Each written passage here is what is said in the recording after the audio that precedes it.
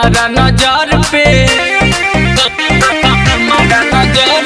दिले बारे धमकी तू आके हमरा घर पे पड़ गइल बारे बेटा हमारा नजर पे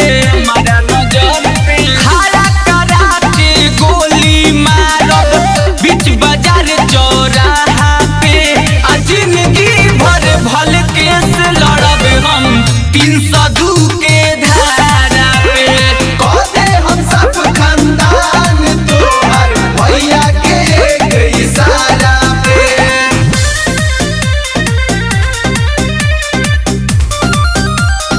302 के धारा पे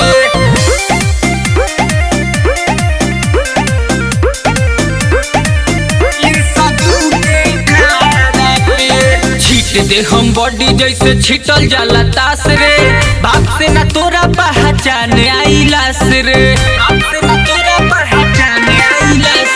छीट दे हम बॉडी जैसे छिटल जाला तास रे बाप से ना तोरा पहचान आइलास रे लिख के धइले बानी नामवा तोरा खातिर हम छारा पा जिंदगी भर भल केस लड़ब हम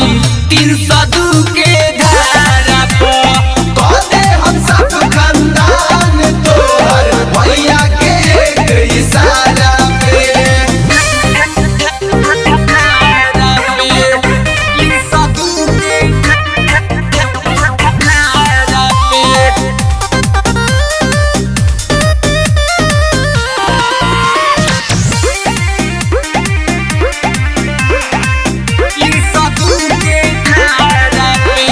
सबके बता दे जे होई तोर खास रे